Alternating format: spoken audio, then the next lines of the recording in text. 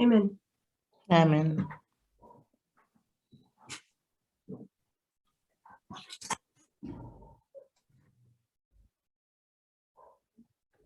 So my subject at this camp meeting was the importance of the nature of man.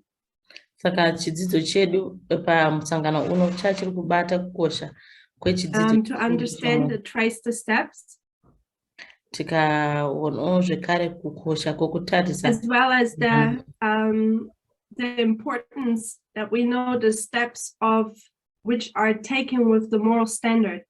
Tikatarisawo zvekare idzo nhano dzatinotora kana tiri kuda kuwana moral standard And what's the foundation behind it is, and what do you believe? How readest thou? Tikaona kuti hwaro huri kumashure kwazvo ndezvokuti unoverenga sei uyezve unonzwisisa sei. So for this presentation, we'll talk about a different subject. Saka mukati mechidzidzo chino tichataura pamusoro pezvimwe zvakasiyana nezvatambodzidza. And I thought we'll talk a little bit about information war.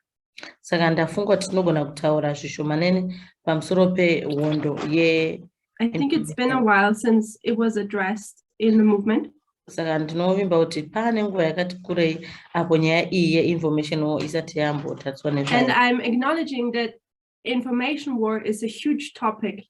Saka ndiri kugamuchira kuti chidzidzo che-information war chidzidzo chakakura chaizvo. And I'm not professing to be an expert. Saka handisi kuti ndinokwanisa ndiri nyanzvi pakuchidzidzisa. But let's remind us of a few things again. Saka ngatingozvirangaridzai pamusoro pezvinhu zvishoma-shoma izvi zvekare.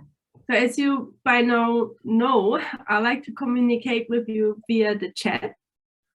Saka ndoda kuti ndirambe ndichitaurirana nemi kuburikidza nechati redu. So if I ask questions, use the chat to answer me. Saka kana ndikabvunza mubvunzo shandisai chat kundipindura.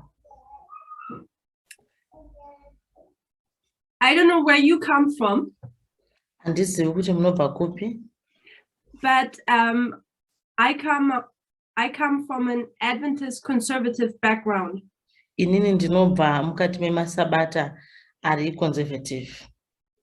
And you faithfully attend all these conservative Adventist camp meetings. Saka ndiri munhu aienda kumukati memusangano wematumba unoitwa nemasabata ekumainstream ari conservative. Where you speak about the end of the world. Apo vanenge vachitaurwa nezvekuguma kwenyika. And how it looks like. Nezvokuti kwakambonyatsomira sei kuguma. Germany is especially influenced by Walter Veith. Saka Germany inyika inonyanya kuinfluence zvakanyanya naOrder. The conservative Adventist section is influenced by him. Saka vese vari maconservative musabata kuGermany vanoinfluencwa naOrder Veith. And I want us now to go a little bit back. Saka ndoda kuti tidzokere zvekare kumashure mbichana. Back to our old mindset. Kupfungwa dzedu dziya dzakare dzataive nadzo. Let's be one more time a conservative Adventist. Saka ndoda kuti panguva inoi timbova maconservative Adventist wenguva diki diki. What was our opinion back then? Muono wedu waive upiko kumashure ikoko. What did we say how the end of the world looks like? Taimboti nyika ichambonyatsa kuguma sei. What would happen in the world? Chii chataiti chaitika kunyika.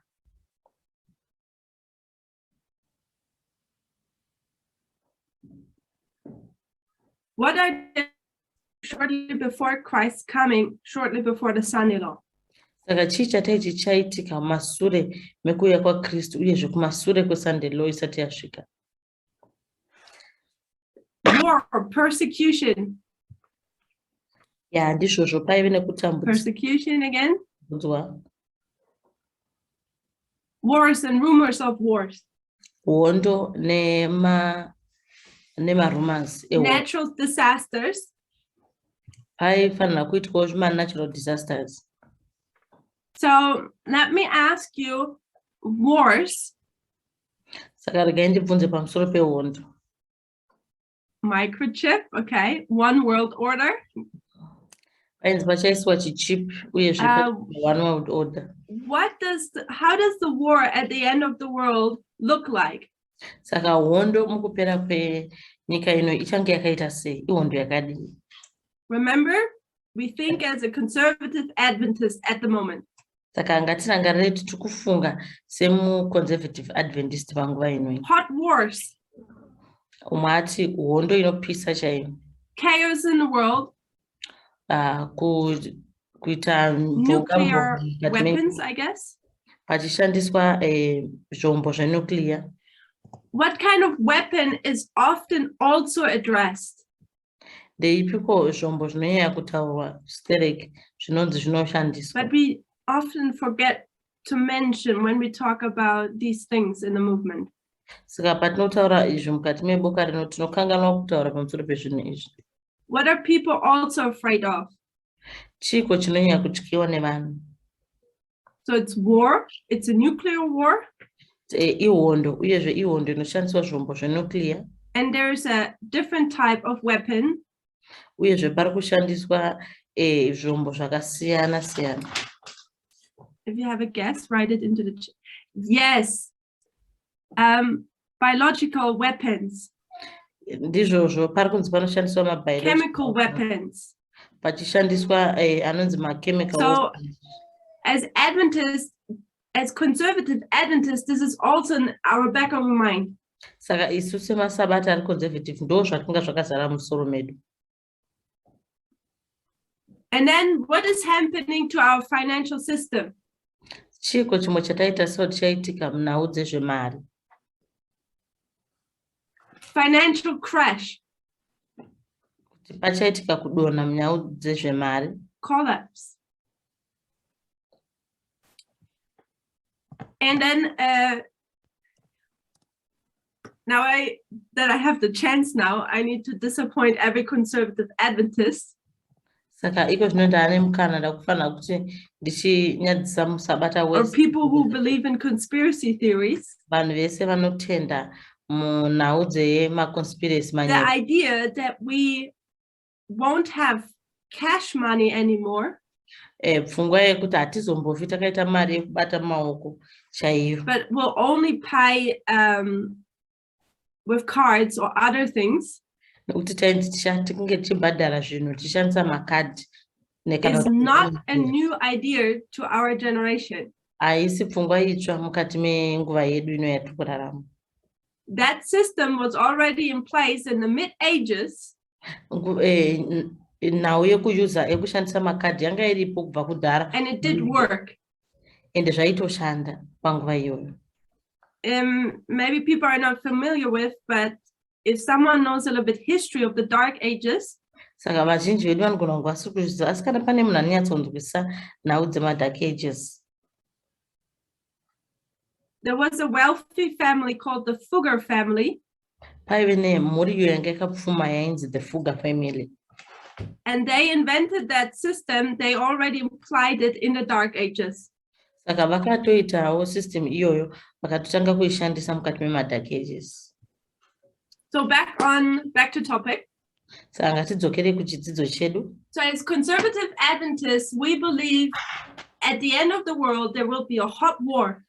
Saka isu semasabata ari conservative taitenda kuti mukupera kwenyika kuchange kune hondo inopisa chaiyo. Maybe atomic bombs. Vamwe taifunga kuti ihondo inoshandiswa ma-atoms. Chemical, biological weapons. Kushandiswa kwezvombo izvo zvine ma-chemicals zviri biological. At every point you're expecting a financial crash. Munhu wese akatarisa kuti nhau dzezvemari dzichadzikira mukati mepasi rese.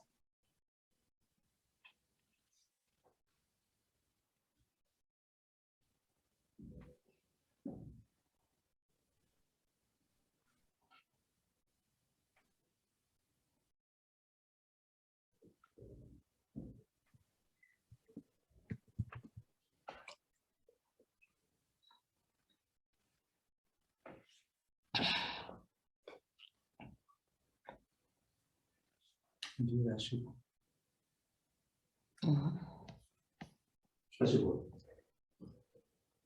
Ndadzoka zvekare. I'm sorry, the storm I had this morning is still going on outside. Ndiregerere mvura yanyanya kunayisa kubva makuseni ichiri kungonaya nanhasi. So it might be the same storm Elder Pemminger is facing in Wales. Saka inogona kunge iri mvura imwe chete iyo iri kunetsa Elder Paminda kuWales. So as conservative Adventists, we consider wars at the end of the world. Saka isu semasabata ari conservative taitarisira zvinhu zvakaipa stereki mukupera We expect the financial crash any moment. Saka taitarisa kuti nhau dzemari dzichangoipa nguva ipi zvayo. A new world order. Pobva paita money will not be worth anything anymore.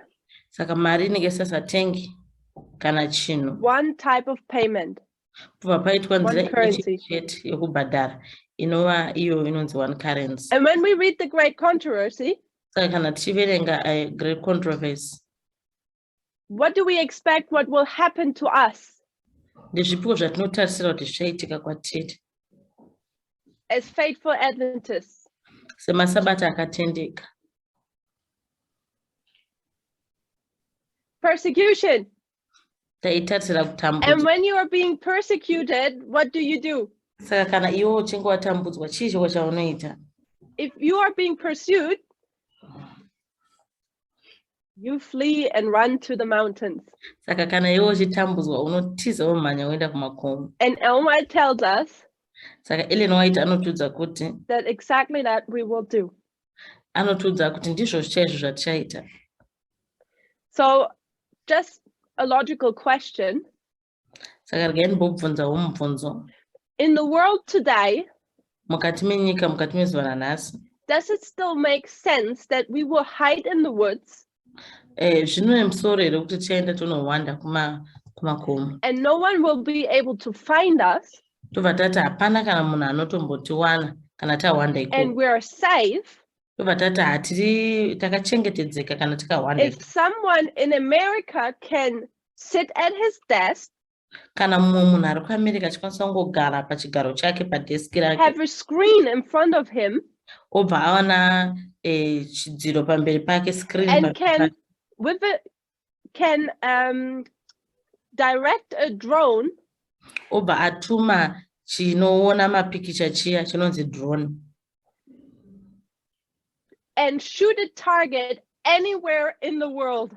Obva atsvaga kuti pasi rese papi zvacho otuma ichocho chinotora mapikicha kuti chiende ikoko. Somehow that doesn't make sense anymore. Saka hazvitombona kana musoro kana You ukazvitarisa. cannot hide in this world anymore. Hapana paunokwanisa kuti uhwande mukati menyika ino, hazvichaita izvozvo. So as conservative Adventists, we have our view of the end of the world. Saka isusu semasabata ari conservative tine maonero atinoita kuguma kwenyika. But when was the time point in history Saka ndeipiko nguva mukati menhoroondo where we should have questioned our end of the world view? pataifanira kuti tizvibvunzurudze pamusoro pemaonero edu ekuti nyika ichaguma sei. Give us a date. Tipeiwo zuva. 1989. 1989. So why would be 1989 the Because date where we would question our end of the world view? Saka seiko zuva iri riri 1989 rataifanira kunge tichibvunzurudza pamusoro pemaonero edu ekuguma kuchaita nyika. What has ended 1989? Chiiko chakapera mukati megore ra1989. The Cold War has ended. Saka panopera hondo inonzi Cold War yaive pakati here peUSSR we have neAmerica. the Cold War. Saka kubva kumashure kwa1989 apo taive neCold War. And what was the threat during the Cold War? Saka ndechipiko chachizvityiso mukati meCold War? Nuclear threat. There was a nuclear threat. Paive nekutyiswa kwenuclear. And at the places where the Cold War was hot, Saka mukati menzvimbo idzo Cold War painyanya kupisa What kind of weapons were also used? Ndezvipiko zvombo zvavaishandisa?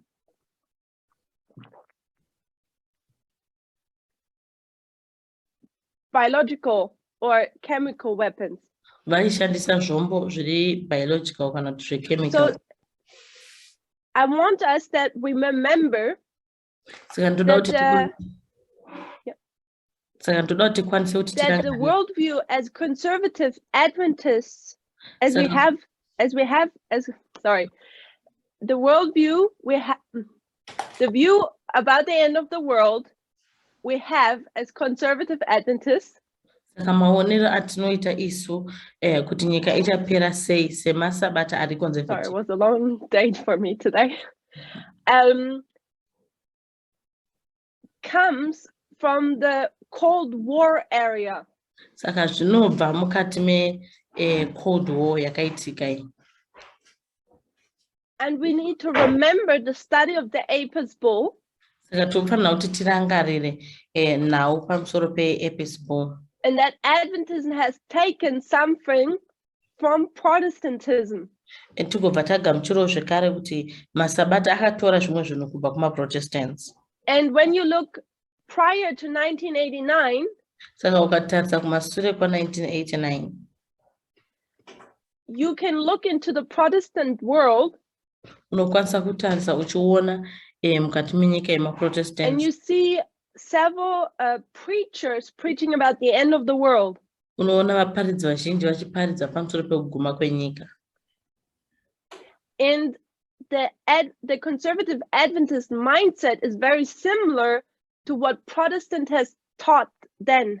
Saka pfungwa dzemusabata ari conservative zvinoenderana nepfungwa idzo dzaitichwa nema-Protestants panguva iyoyo. When we look at people like Mary Stuart Ralph, kana tikatarisa munhu vanhu vakaita sana Mary Stuart Ralph, I hope that we're familiar with this history. Saka ndinovimba kuti tese tine ruzivo pamusoro penhoroondo iyi. Otherwise, I suggest that we have to watch one more time. Asi ndinogona kukupai chenjedzo yekuti dzokerai munoona zvekare. Elder Tess's series of Australia when she addressed those things. Saka munogona kunoona apo Elder Tess pavaidzidzisa pamusoro penhau idzi kuAustralia museries iyoyo. So 1989 is a turning point. Saka 1989 ndiyo yakava gore reshanduko. The Cold War is ended. Cold War inenge and what is being invented? Saka chiko chiri kugadzirwa. Internet. So I know it's a bit of a process, but we'll mark it at 1989. Ndinoziva hangu kuti chakatora nguva yakati rebei because iprocess asi chazvimaka pa-1989. And as students of prophecy, saka isu sevadzidzi vechiprofita, what we should be as Adventists chinhu chatinofanira kuisa musoro medu semasabata is that at this state we should have, all light should have come on for us. Panguva iyi tinofanira kunge tine chiedza chatata towana panguva iyoyi. We should have understand that there is a change of dispensation now. Taifanira kunzwisisa kuti pane shanduko mukati menguva panguva inoyi. In world history. Mukati menhoroondo yenyika. In external events. Mukati meizvo zvinhu zvinoitika kunze. Because now with the invention of the World Wide Web, saka iko zvino izvi nekugadzirwa kwe-World Wide Web,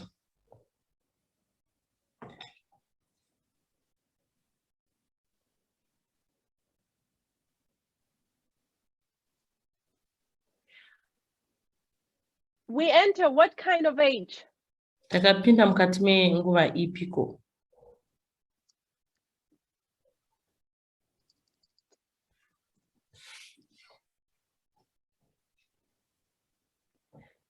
Okay, so with the invention of the World Wide Web, saka nekugadzirwa kwe-World Wide Web, what kind of age started? Ndeipiko nguva yakatanga. Perfect, the information age. Saka takapinda mukati me-information age. And what have we learned from history? Saka ndezvipiko zvatakadzidza mukati menhoroondo. Whatever age you're in, Takadzidza kuti kunyange zvazvo nguva ipi yauri mairi, go to war, what type of tools or weapons are you using? Mukati mehondo iyoyo pari kushandiswa zvombo zvakamboita sei? You use the material which is predominantly used for that age. Saka unoshandisa izvo zvinhu zvikunyanya kushandiswa panguva iyoyo. So when we go to the Bronze Age, we see weapons out of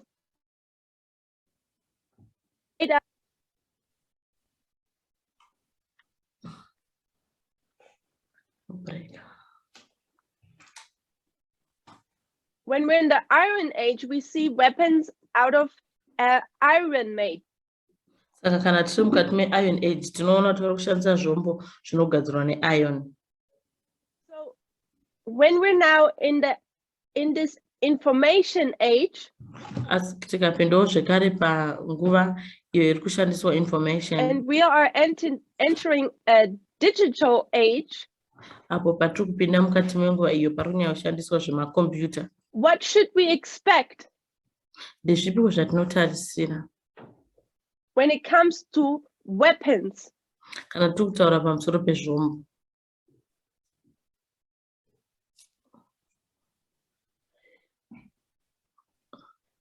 We should expect a change of weapons. Saka tinototarisirawo kushanduko pamusoro pezvombo zviri kushandiswa zvokurwa nazvo, which will suit and help in the information war. izvo zvichaenderana nenguva yatiri, nguva ye-information war.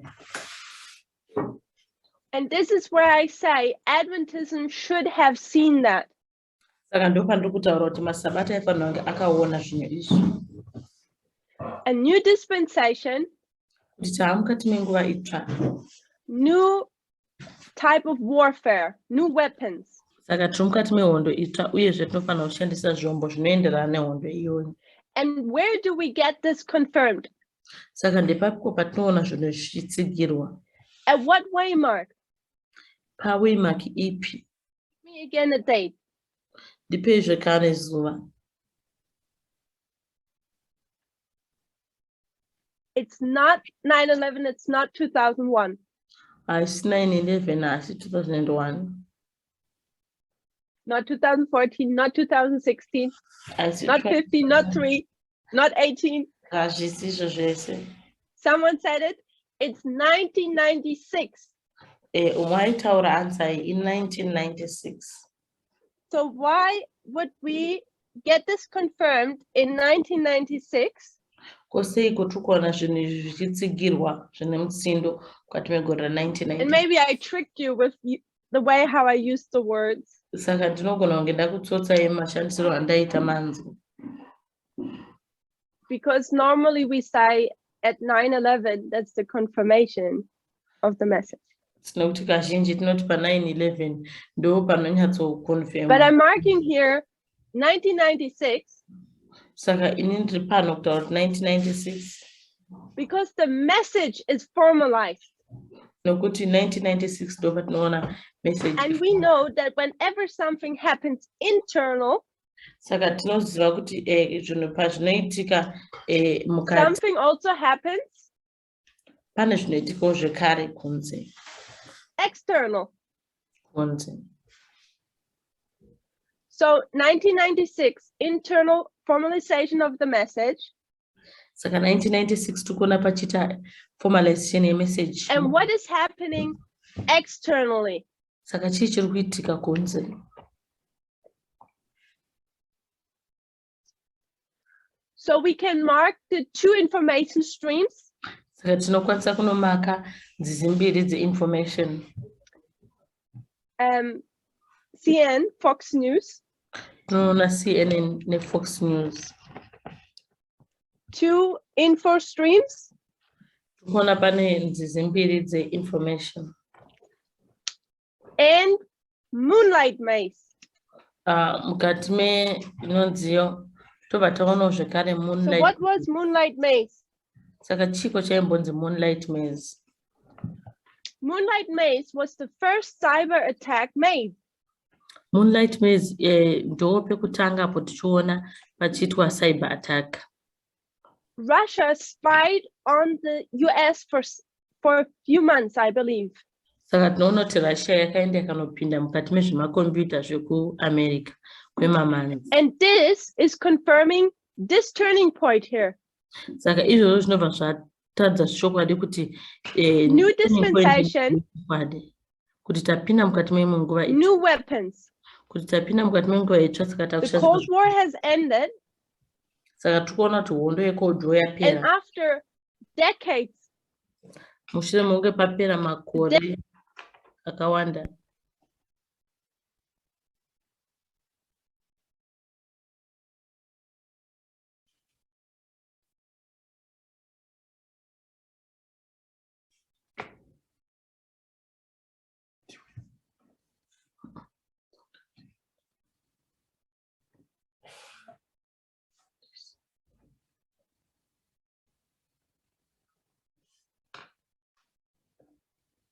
I'm back, right?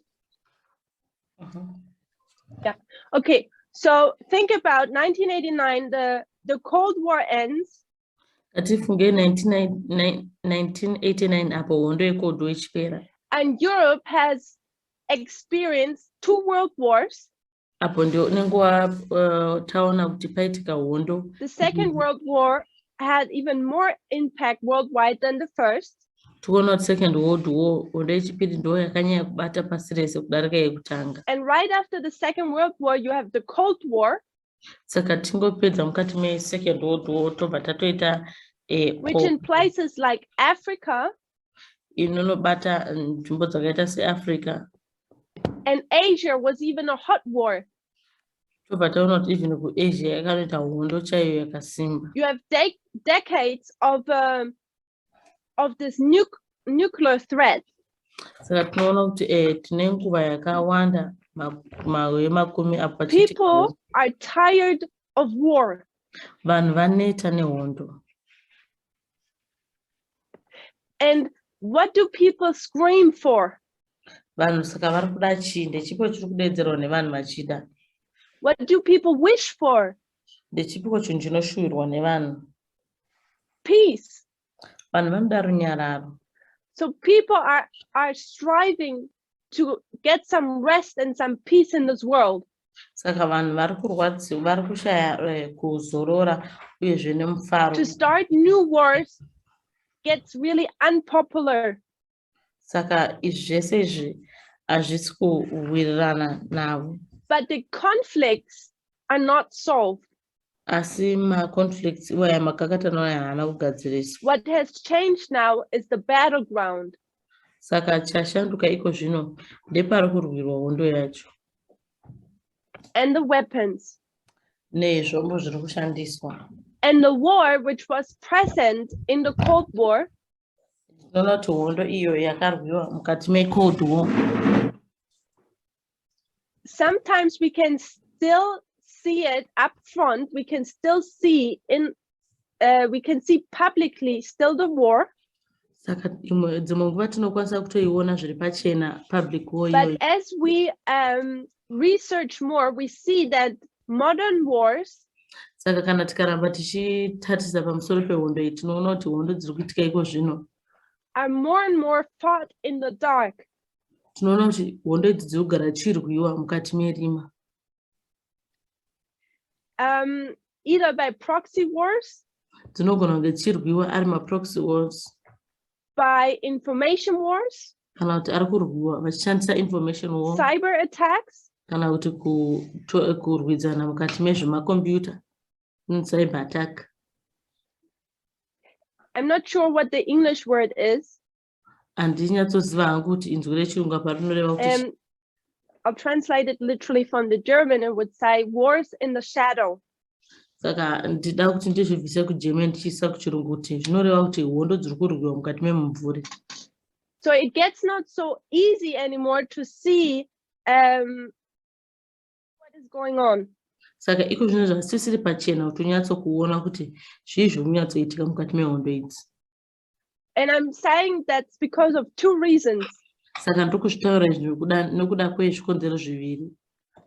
One, because this way of making war is much more efficient and cheaper.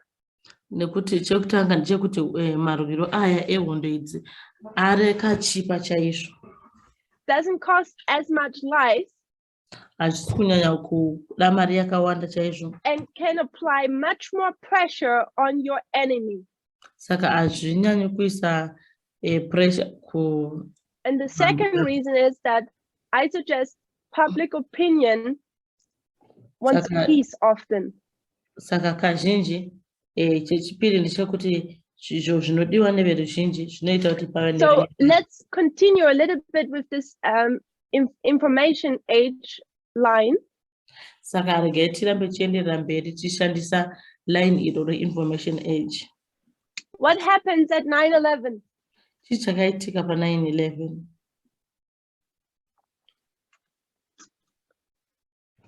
What do we mark? Chiko chatinomaka pa 9/11. In the line of information. Kana tikutarisa pamusoro pe-information. We have moonlight maze here.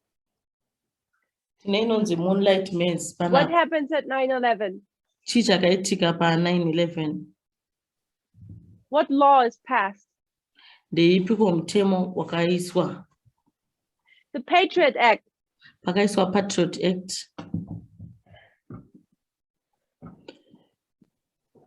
So now we're seeing that people are being spied on. Saka patikuona kuti vanhu vaiferefetwa. Under the motivation of guarding the country from terrorists. Vachiudzwa kunzi vari kufanira kuchengetedzwa kubva kune magandanga. What's the next waymark? Ndeipiko waymark inotevera mushure me-9/11? See if someone knows. Ngationa kuti pane anoziva here. What's the next waymark we mark? Ndeipiko waymark inotevera yatinomaka? 2003, we're getting close. Mati 2003 kuswedera padhuze dhuze. 2005 is also close. 2005 iri padhuzewo zvekare. What's between 2003 and 5? Ndeipiko iri pakati pa 2003 na 2005? 2004. 2004. What happens 2004? Chiko chakaitika mukati megore ra 2004? What is being launched? Pane chinhu chatinoona chakalonchwa. What starts? Yeah. What starts in 2004? Ndechipiko chatikuona chichiunzwa mukati megore ra 2004? I guarantee you that most of you have an account there. Ndinoziva kuti vazhinji venyu mune account ikoko. Not about direct war, we're in the line of information war. Saka tiri mukati meline re-information war. Chii chakauya 2004? It's Facebook. Yes, Facebook. Facebook is being launched. Tikuona Facebook ichitangwa mukati megore ra 2004. And we know that Facebook was a turning point and we're starting to have social media within our society. Saka tese tinotenderana kuti Facebook ndo yakava turning point mukati memagama. And since Facebook, others have come. Saka burikidza neFacebook tikuona kuti vamwe vanhu vakatouyawo. What's our next state? Saka ndeipiko nhano yedu inotevera?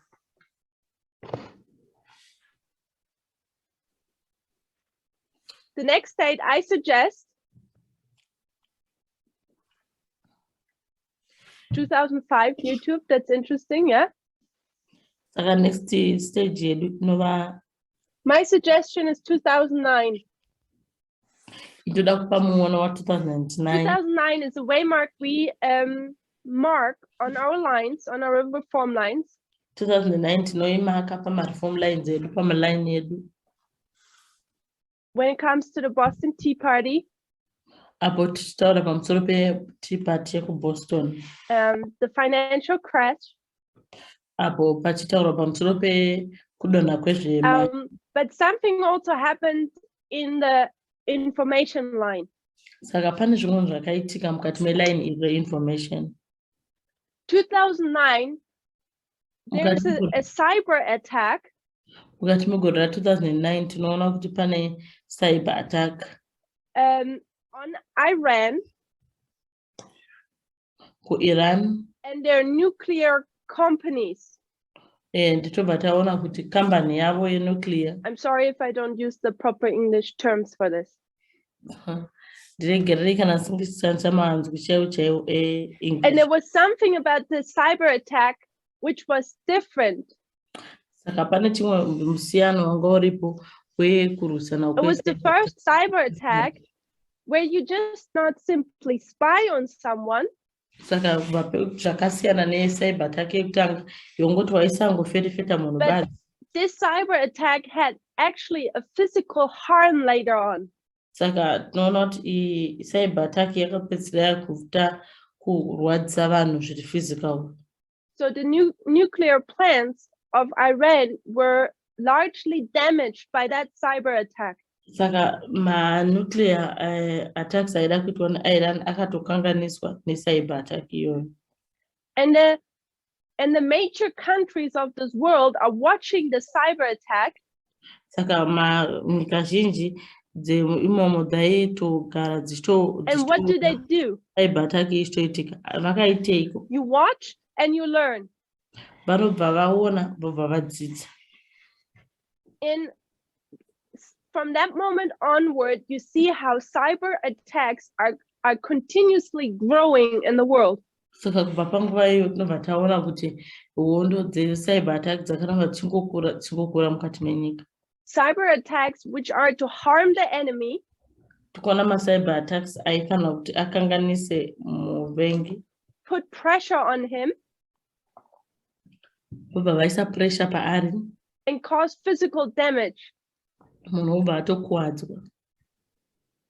So we see that also some years later, how in the Ukraine, makore mashomashomana tera tobva taona kuti Ukraine, how in the middle of the winter, the electric was turned down. Apo pakati pewinter tichiona ichivharwa. Or we see cyber attacks in the United States.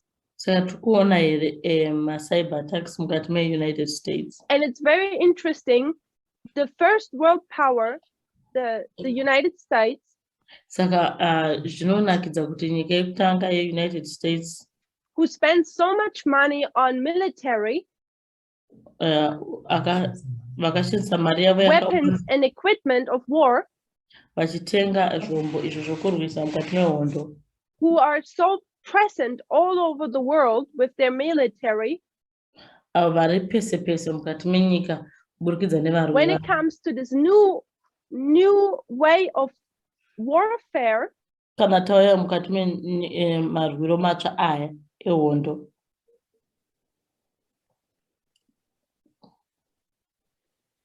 they have to acknowledge that they're very weak and behind. Saka tikuona kuti vaifanira kungogamuchira kuti and that's why we have someone like Biden now, ndicho chikonzera nei panguva ino tine munhu akafanana naBiden, who's trying to strengthen the cyber capability of the United States. Ari kuzama kudzoredzera nhau dzemakombiyuta inonzi cyber stability muAmerica. So 2009 was a turning point when it comes to cyber attacks. Saka 2019 ndo yakava yekushanduka. What's a major waymark? Saka ndeipiko waymark yatinyaya kutora? We know 2012 is connected with 2014. 2012 yakanobatana na 2014. And what do we mark there?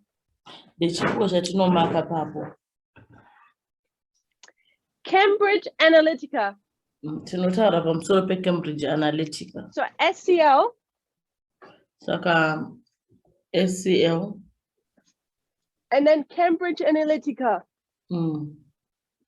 Now we have a turning point in information war. Saka tine shanduko pamusoro pekurwa nhau dze-information. Now the war is not just cyber attacks. Saka panguva ino haisingori kungorwidzana panhau dzemakombiyuta cyber attack. Now you have a tool Apa taane zvombo where you can use the people of one land saka taane zvinhu zviviri kuti unokwanisa kushandisa vanhu to fight your fight. kuti varwe kurwa kwako iwewe. It's pretty clever. Zvakati ngwarei izvozvo. I don't know if you have studied how Cambridge Analytica works. Handisi vangu kana makambodzidza pamusoro pekuti Cambridge Analytica inoshanda sei. It's so fascinating. Zvinhu zvinonakidza chaizvo. It's so efficient. Inoshanda zvakanaka chaizvo. Think how much good you could do. Timbofunga kuti ndezvipi zvinhu zvakanaka zvamaikwanisa kuzviitira. But history teaches us Asi inoro rinotidzidzisa kuti that often if something was newly developed, saka inotidzidzisa kuti kana chinhu chakagadzirwa it pakutanga very soon was used to bring in evil. unobva waona kuti panguva diki diki iyoyo chinobva chatoshandiswa kuunza zvinhu zvakashata. And then on what date, Izuva ripiko, what event ndechipiko chinhu, should be the last wake-up call for the world ndechipiko chinhu chokupedzisira chinofanira kuti chimutsiridze that nyika something is severely going wrong kuti vatadze kuti pane zvinhu zvakaipa and that democracy is in great danger. vobva zvobva chataridza kuti zvinhu zviri kuitika 2016. mukati megore ra2016. Why 2016? Sei tataura pamusoro pa2016? What happened in 2016? Chii chakaitika mukati megore ra2016?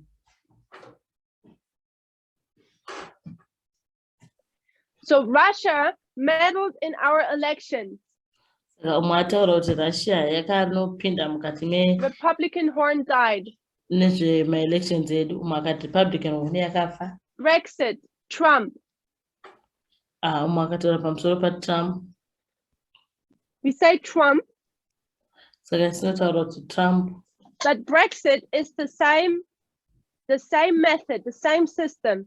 Saka uyo anonzi Brexit inongori imwe chete iyoyo. And that was the result of everything combined. Saka pandoda kuti tase zvese zvakaunganidzwa pamwe chete. The development of the World Wide Web. Saka kutanga kugadzirwa kweWorld Wide Web. The creation of a virtual space. Apo pachigadzirwa virtual space. Is creating a new battlefield in our day and age. Saka pari kugadzirwa field yenguva yedu inoyi. Social media is starting to connect everyone. Saka tikuona kuti social media iri kutogadzira kuti iconnecte munhu wese. More than ever before. Ende izvi hazvinambovhera zvaitika kumashure. Also phones, smartphones. Tikuona zvekare pane mafoni anonzi masmartphone. Or that we can do text messages. Aya tinokwanisa kunyora mamessage paari. And the problem is, the more people are present in this virtual space, Saka dambudziko nderekuti vanhu vazhinji apo vari kuramba vachishandisa virtual space iyoyi. the more vulnerability do you get. Tinoona kuti apa ndo panonyanya kuva nematambudziko futi zvekare atinowana akawanda. So, and what happens in 2000, I marked 16, but we know that it started before. Saka tinomaka 2016 asi tinoziva kuti zvakaitika hazvo kumashure. Is that you have an evil confederacy. Ndechekuti tine Confederacy iri I'm not sure how to draw this because I wasn't able to really prepare. handisi kuti hangu sei nekuti handakunyatsotora nguva kuti ndiprepare lesson iyoyi.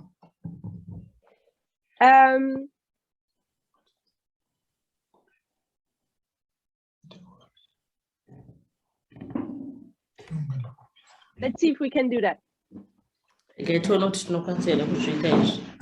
Let's take America as an example. Ngatitore America se-example. But we know that this example has worked everywhere in the world. Sinoziva kuti mufananidzo uyu unoshanda kwese mukati menyika. And recently, Germany had elections. Saka manje apa tinoona kuti Germany yakanga ine ma-elections. And you would think that Germany, watching 2016 and what is happening to the United States, Saka muri kufunga here kuti Germany ichiona zvaiitika mukati me-United States mugore ra-2016. the European Union suffering under 4 years of Trump, European Union ichitambudzika mukati menguva iyo yakatungamirira Trump makore. you would think they would learn something Saka munofunga here kuti hapana here chavakadzidza panguva iyoyo. and say what can happen to America can happen to Europe. Kuti vagotaura kuti izvo zvakaitika kuAmerica zvinokwanisa kuitikawo zvakare kuEurope. In this case, Germany. Panguva inoi And Germany. you would think states would take pre-actions. Saka tofunga kuti vanhu havana here mamwe maitiro kumashure. The Laodicean condition is not just in the Adventist church. Saka chimiro cheLaodicea hachisingoti chete mukati mesangano It remasabata. seems like that externally democracies Saka tinotadza kuti zviri kuitika mukati mematongero enyika are equally asleep. Saka tinoona kuti democracy inenge yatidzikirei mukati The German election was majorly attacked by information war. Saka tinoona kuti izvoni zvakaitika kuGermany zvinongotadza kuti kurwiswa ne-information war. And they could have done better, Vanokwanisa kunge vakaita but they wasted the time they had. asi vakatambisa nguva iyo vakanga vainayo. So let's look a little bit closer to information war and how it works. Saka ngatinyatsotarisisa kuti information war yakambomira sei uyezve inoshanda sei. So when I live in America, in the Bible Belt in the South, Saka pandikagara mukati meAmerica kunzvimbo inonzi Bible Belt kuSouth kwaAmerica. what am I most likely? Saka chii chandokwanisa kunge ndiri? A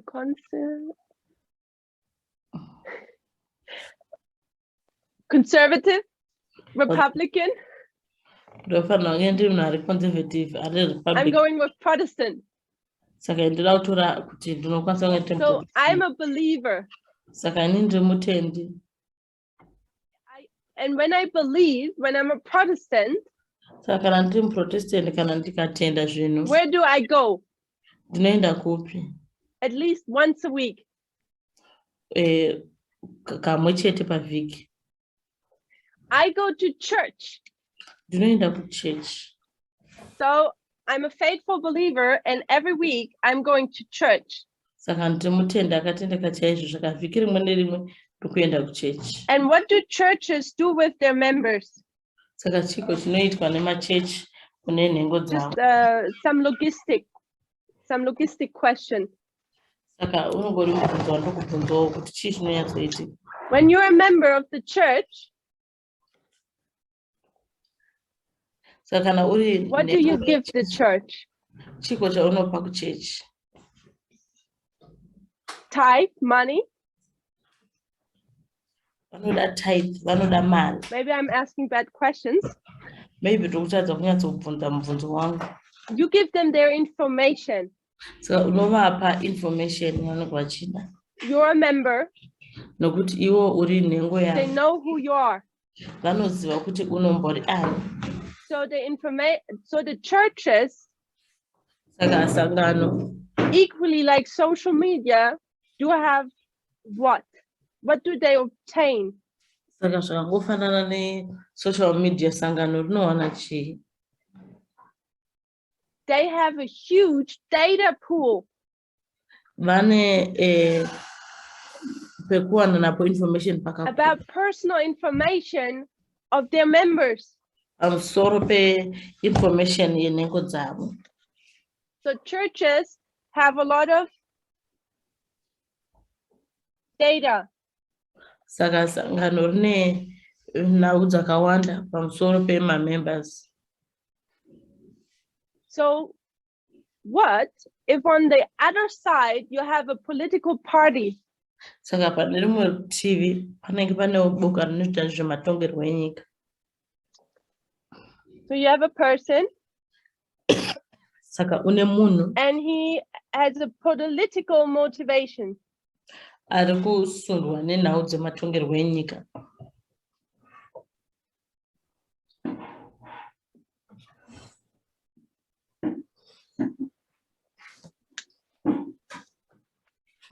What party in America is political motivated? Saka ndeipiko boka rematongerwo enyika rinosundwa nenhau dzematongerwo enyika. Republicans. Ma-Republicans. Why are they so motivated? Seiko vachinyanya kusundwa.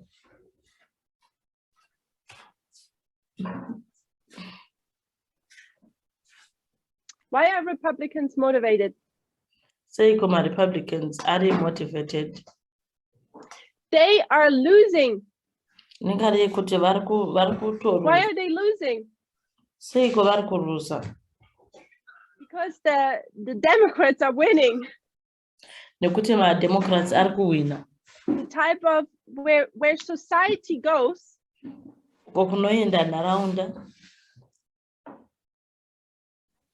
The majority of society Vazhinji vemukati menharaunda is approaching steadily a more liberal mindset. Vazhinji vemunharaunda vari kuwana kutambanuka kwepfungwa. Republicans, conservatives, Ma-Republicans vanova ma-conservatives are losing. Vari kudonha. And it's a minority who feel threatened by this liberal push. Vanonzwa vasingaitiri zvakanaka nekusundwa kunoitwa neavo vane pfungwa dzakati. And they are motivated. Uyezve vari motivated. To change society again. Kuti vakwanise kushandura nharaunda zvekare. To change the direction the country is going. Kuti vashandure iyo nzira iri kutorwa nenyika. So you have the churches with the data. Saka tine machechi vane. On the other side, you have the political party which is motivated. Saka kune rimwe rutivi obva waita boka rematongerwo enyika riri motivated. And what if you have a person with a big pot of money? Saka munhu ane mari yakawanda tinomuti chii? So here we have a person. Saka tine munhu uyu. And this person has a lot of dollars. Saka munhu ane mari yakawanda chaizvo. How do you use your money if you own everything? Saka kana une zvinhu zvese mari yako unoishandisa seiko? You try to get more influence. Saka unotraya kuti ukwanise kuva neinfluence yakakura. You try to direct politics in a way that you make even more money. Saka unoita maitiro ekuti uite nhau dzematongerwo enyika kuti mari iuye nekwauri. No matter how rich you get, you will never have enough. Kunyange zvazvo karamba uchipfuma haufi wakagutana. Just your goals and ambitions will change. Saka zvaunotarisira ndozvinoshanduka. And when you're a big company, Saka kana uine kambani hombe, you want to, what don't you want to do? Ndezvipo zvinhu zvausingafari kuti uite. What do rich people, big companies hate to do? Ndezvipo izvo zvinotyiwa zvinovengwa kuitwa pay taxes. Hombe. Kubhadhara. They hate to pay taxes. Vanovenga kubhadhara mitero. So who do you need to go to? Saka unofanira kuenda kunani? You need to find a politician Unofanira kuti utsvage munhu anoita who is willing to work for your interests. Uyo anoda kukushandira achienderana nezvaunoda iwe. And the politicians, what are they interested in? Saka vanoita zvematongero enyika ndezvipiko zvinhu zvavanonakirwa nazvo kuita. The money. Vanonakirwa nekuita mari. Why do they need the money? Seiko vachida mari? For their campaign to gather votes. Saka vanoita izvi kuti vakwanise kuwana. So you see the is that what you would call it? Kana ideology so they help each other. Saka vanobatsirana. It's like a perfect marriage. Vanoita sokunge iwanano. You have the person with the big pocket who wants to enter politics. Find politicians who will work out their interests. Scratch my back, I'll scratch yours. Exactly.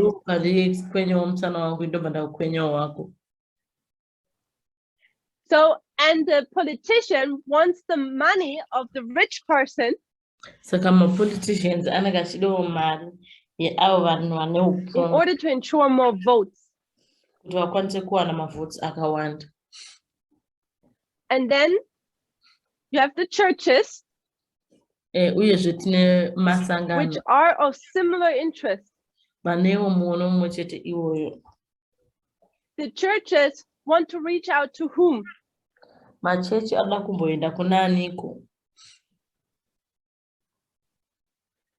Do they reach out to the rich person? Or do they reach out to the politician? They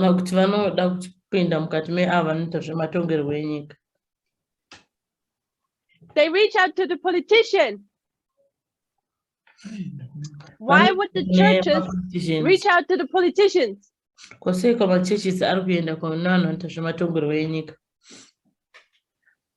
Think about it. According to the words of Walter Fight, this world has reached the status of that Babylon is fallen, is fallen. The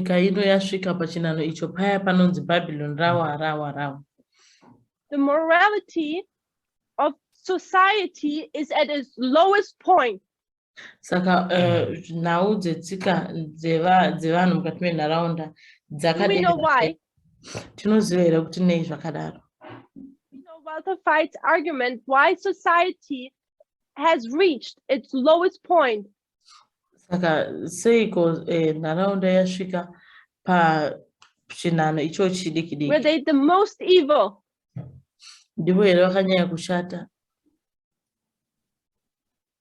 So recently, at a camp meeting in Germany, he has preached the moral apostasy of the world are three things. First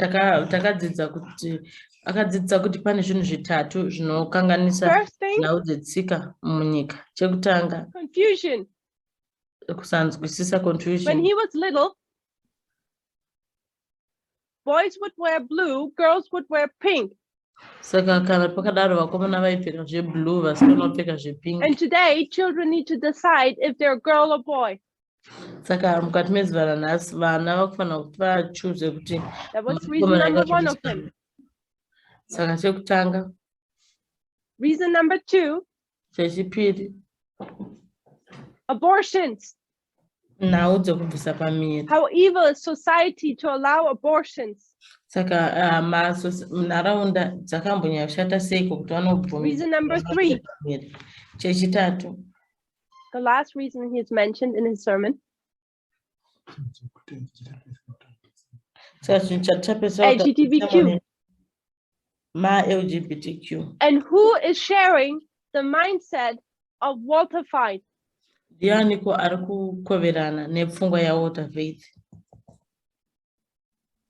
Remember, the ape is bull. Ngatirangarei ePittsburgh. Where does Walter Fight get his message from? Ndikapikokuwanowana ma-messages avo. Apostate Protestantism. Vanowana ma-messages avo kubva The kuma-Protestant. churches see the evilness of society. Saka sangano rakakwanisa kuona kushata kwenharaunda. The push into the liberal direction. Kusundidzirwa kwavanenge vachiita kuti vaende kurutivi rwekusungunuka. Away from God. Kuti vabve pamberi paMwari. What does Ellen White tell us? What will the churches in America do? Saka ndezvipi zvatinoudzwa naEllen White, ndezvipi zvinoitwa nemachurches mazhinji ari kuAmerica? Where did they go? Vanoenda kupi? To what person? Vanoenda kunaani? They will go to the government. Vanoenda mukati They will government. try to find politicians Vanotsvaga kuti vawane vanhu vanoita nezvematongerwo who enyika. will work in their interests. Vachashanda mumaonero avo ivo. And what is their interest? Saka interest yavo ndeyei? What's the interest of the Protestant church in America? Saka ndechipiko chinodikanwa nemaProtestant church mukati meAmerica? To uphold their form of morality. Saka vanoda kuisa maonero avo ivo. We talked this morning about, or last night for some of you, we talked about this moral standard. Taura pamusoro pedzidzo charapedzira kuita pamusoro pemamoral standard. These churches have a moral standard. Saka machechi ava vane chikero chavo chemamorality. And because of their view of end times, Saka ndekuda kwemaonero avo ekupera kwenguva. they're reaching out to the politicians Saka vari kutambanudza maoko avo vachienda kuona vanhu vanoita and seeking help to have their morality enforced by laws. Vobva vatsvaga nzira yekuti maonero avo emorality akwanise kuiswa mubumbiro remutemo. And this politician who is motivated, Saka what does he get in return from the church?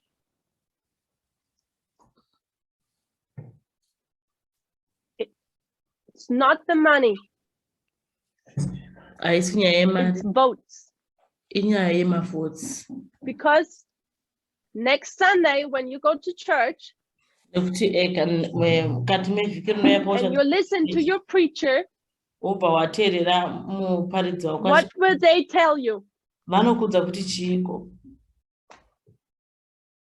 They preach to you. Vanokuparidzira kuti chiiko? Donald Trump is the anointed one. Vanobva kuzwa kuti Donald Trump ndiye akazodzwa naMwari. He's the Cyrus, he will free us. Ndiye akafanana naCyrus, ndiye achatisungunura. So, do we see this play? Saka muri kuona here How several groups of interest come together. apo patiri kuona mapoka mazhinji vane zvakasiyana siyana zvavanoshuvira Politicians who are losing, who want to gain control again. mapoliticians avo vari kuruza varikuda kuti vakwanise kutonga zvekare. Churches who want to have their morality enforced. Machechi anoda kuti nhau dzemamorality yavo inge because of a wrong view of end time events. Nokuti vanenge vane maonero asiriwo ezvinhu zviri kuitika pakupera kwenguva. And you have people with big pockets, Uyezve vanenge vachitarisawo vanhu vane humwe like it was here with Robert Mercer, zvakafanana neapo paRobert Mosef, who's supporting the politicians uyo aitsigira vanhu vanoita so they gain their interest. kuti akwanise kuitawo ma-interest So avo. there's just one person is missing. Saka mukati mezuva ranhasi munhu mumwe chete handiye Who's that person? ndianiko munhu iye asipo.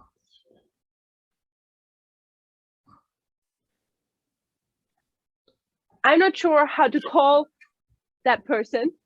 Handizivi kuti ndinomudana sei munhu iye. People say the Pope. What does the Pope have to do with the study? Saka vanhu vanoti ndipo Steve Bannon Bannon, I suggest, is a politician. Inini Bannon ndinopa muono kuti munhu anoita He was the motivated politician who wanted to change everything.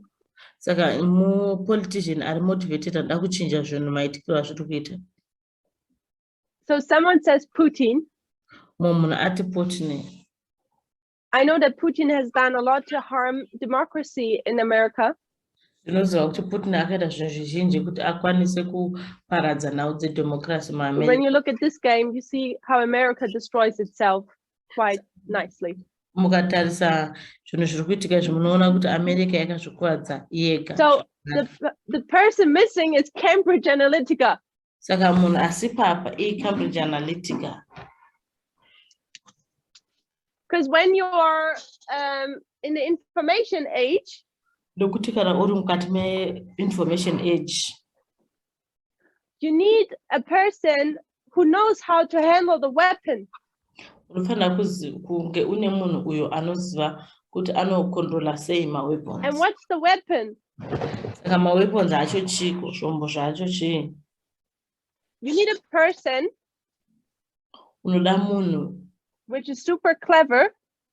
Akangwara chaizvo. So putting a small brain here. And what's the weapon of what makes Cambridge Analytica so powerful? Chiko chakaita kuti Cambridge Analytica inge ine simba. What's their secret to their success? Nderipiko chavo mukubudirira. So they need, they need a lot of data. That's correct. Saka vanoda data rakawanda. What tool do they use? Ndechipiko zvombo zvavanoshandisa. There we go. Algorithms. Vanoshandisa anonzi ma-algorithms. Artificial intelligence. Vanoshandisa intelligence dzisiri dzakasikwa munhu nadzina intelligence. So we go with AI. Saka tichaenda ne but also standing for algorithms. Saka zvinomirira kuti algorithms. I know the algorithms, artificial intelligence, would not work if you do not put information into it. Saka ndinoziva kuti ma-algorithms avo haizoshanda kana usina kuisa information mukati mayo. And we know that Facebook was a great help to that. So, but when you now have all of these come together, the guy with the big pockets, the motivated politicians, politicians are motivated. The frustrated pastor in the church, and ultimately a person who knows how to handle the weapon well, who all have a common interest or share interests where they can work well together. That's how you get Trump. So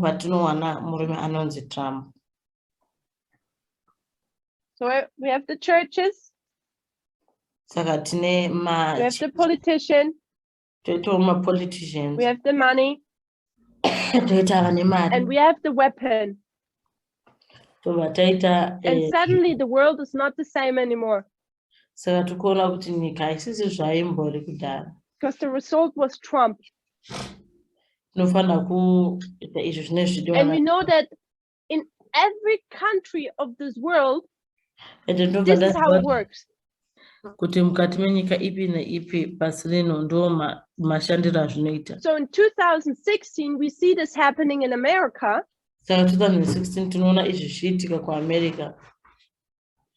But what we can do is that we can take these various components and then you go to your country and And then you will look who's who. Utazoti ndiani ko benzi. What church is wanting to be active? Utazondepi ko sangano riri kuda kuzviita izvi. What politician is so frustrated and wants to change the course of the country? Utazoti ndiani ko politician akatsamwa ada kuchinja maitikiro anoita zvinhu mukati menyika. Who's the guy with the big pocket? Ndiani ko uyo munhu ane mari yakawanda. And while you have in 2014 just Cambridge Analytica, Seiko mukati megore ra 2014 takangoita Cambridge Analytica. Now there are hundreds of companies which work like Cambridge Analytica. Saka iko zvinezvi pane mapoka akawanda anoshanda seCambridge Analytica. It's a major problem in Brazil. Inotoda mutsuko hombe zvekare kuBrazil. So many politicians just use that kind of weapon. Saka mapoliticians mazhinji anoshandisa chombo ichocho to help their campaign. This is a huge topic because we could actually go now more into detail how this works here. Saka tinopinda mudetail kuti izvi zvinoshanda sei. And we could go more into society. Saka tinobva tapinda zvakanyanya mukati. And what this evil confederacy, or how the work of this evil confederacy creates fruits in society. Saka Confederacy inogadzira sei mapenzi mukati menharaunda. And how society is being affected by this game. Pataona kuti nharaunda iri kuaffectwa sei nemaitiro iwaya. And democracy is being sold. Bona kuti democracy iri kutengeswa. For what price? Iri kutengeswa nemutengo upiko. Did some people get richer? Vamwe vanhu vari kuramba vachipfuma. Who are already so rich? But some people are just interested in getting a nice career. Vamwe vanhu vari kangotasira kuti vakwanise kuwana basa rakanaka chete. And that politicians are stubborn. Uyezve mapoliticians vari kutatarira. Holding fast on a model. Zvese izvi zviri kungoitwa panzvimbo imwe chete. Which is outdated. Ende zviri kuitwa panzvimbo yakatosara kare. Capitalism worked well after the Second World War. Capitalism yakanyanya kushanda zvakanaka mushure meSecond World War. But not any longer.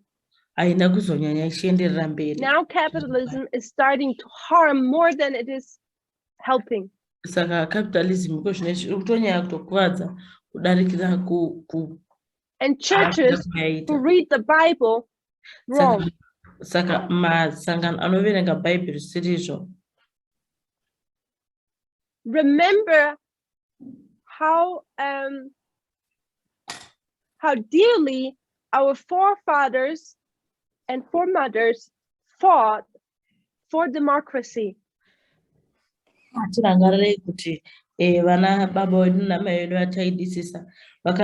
many generations and wars were needed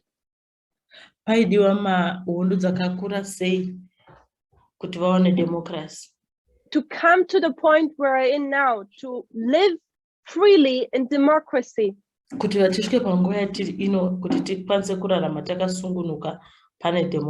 this work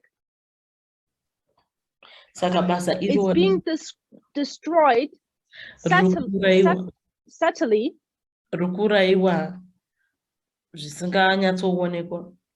in a few decades. How sad is that? In closing, I want to read one quote. It comes from the Bible commentary of Revelation 12, I believe. Revelation chapter 12. Yes. It's the comment on chapter 12, verse 7. iri kukomenda chapter 12 verse 7 Revelation. It's letter 114 of the year 903. Saka letter 144. The influence of one mind on mind, the influence of mind on mind, sorry. Saka tikuona kuti pane influence yepfungwa imwe pamusoro peimwe. So strong a power for good when sanctified. Ine simba zhinji asi it is sanctified. Is equally strong for evil in the hands of those opposed to God. Saka inongove nesimba rakafanana kana yaiswa kunyange mukati memaoko avo vasingawirirani naMwari. This power Satan used in his work. Saka iri simba rinoshandiswa naSatani mukati mebasa rake.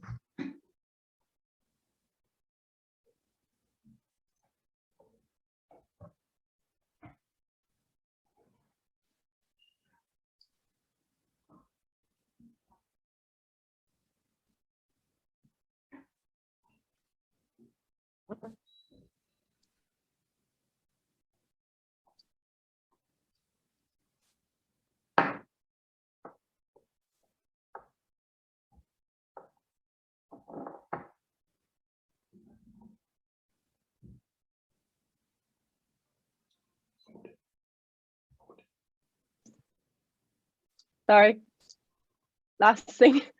So this power Satan used in his work of installing evil into the minds of the angels.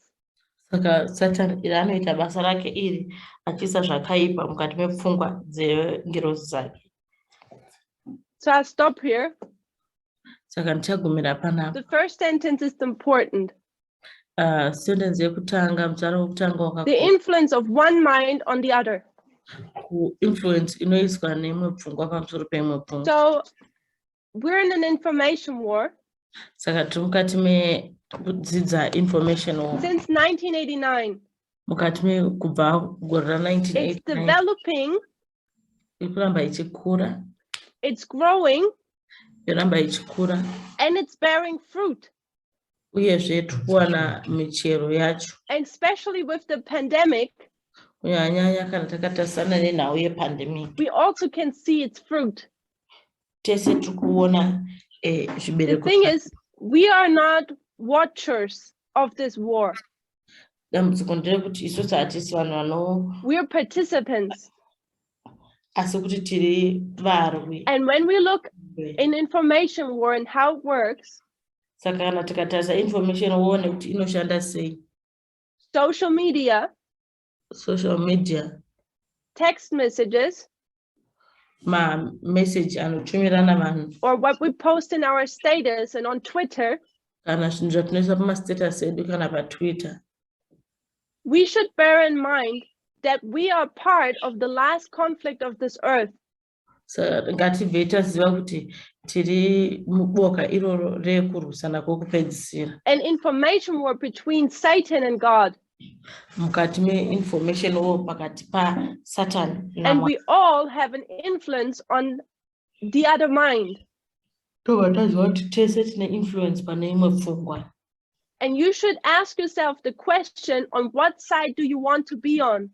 Saka unofanira kuchizvibvunza mubvunzo wekuti unofarira kunge uri kurudivi rupi. Do you want to be a good influence?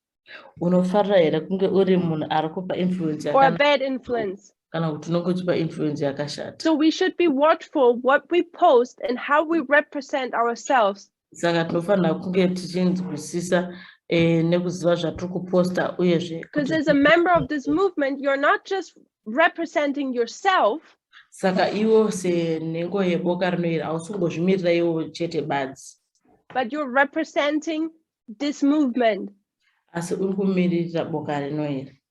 And with this, you represent God. Uyezve neizvozvi unenge uchimirira Mwari. So let's be careful. Saka ngative takachenjera. Let's close with a word of prayer. Regai tivharire nemunamato wekupedzisira. Dear Lord, Mwari, We thank you for the knowledge you have given us Tinokutendai nezivo iyo yamatipa about the times we live in. apo pamusoro penguva iyo yatiri kurarama.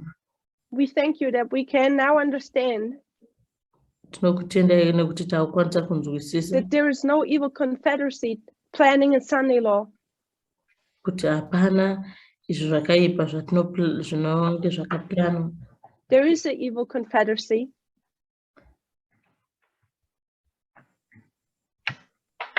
but there is a different goal Asi pane donzvo rakasiyana suited for this generation iro rinenge rakagadzirirwa generation ino and for the warfare today.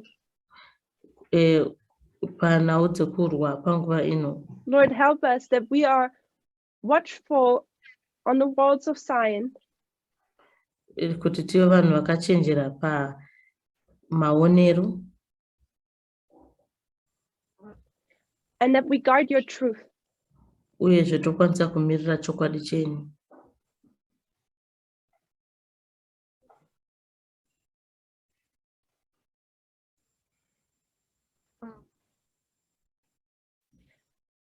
That we guard your truth and that we are a faithful soldier in your army.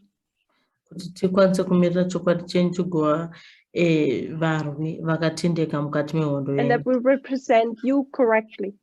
Uyezve tigokwanisa kukumirirai zvakanaka. In Jesus' name, we thank you for all these things. Mukati mezita raJesu tinokutendai nekuda kwezvinhu izvi. Amen.